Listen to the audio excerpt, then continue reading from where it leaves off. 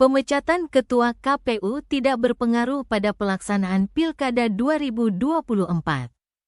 Tak ada masalah dengan Pilkada, kata pengamat politik USK Prof.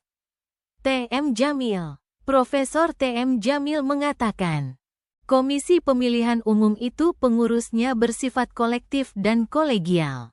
Bahkan ada di antara mereka mantan anggota KPU daerah.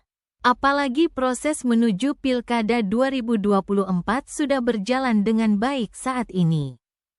Di samping itu, Presiden Jokowi juga sudah mengingatkan dan memastikan bahwa Pilkada serentak akan berlangsung sesuai jadwal tanggal 27 November tahun 2024.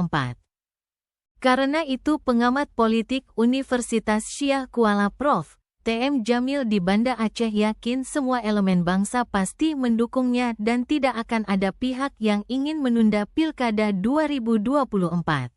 Oleh karena itu tidak ada masalah dengan Pilkada itu.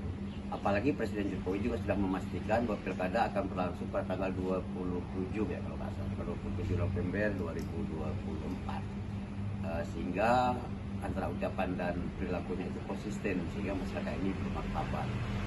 Semoga tidak ada lagi juga orang-orang yang menggunakan atau memanfaatkan pemecatan ketua KPU itu untuk menunda pemilu. Saya kira ini yang paling penting untuk dicatat. Kalau itu terjadi harus dilawan oleh bangsa ini.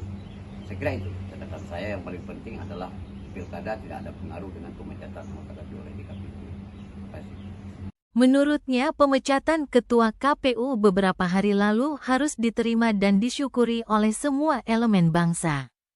Meskipun pemecatan sudah relatif terlambat, namun semestinya sejak kasus asusila itu mencuat, Dewan Kehormatan Penyelenggara Pemilu DKPP segera bertindak.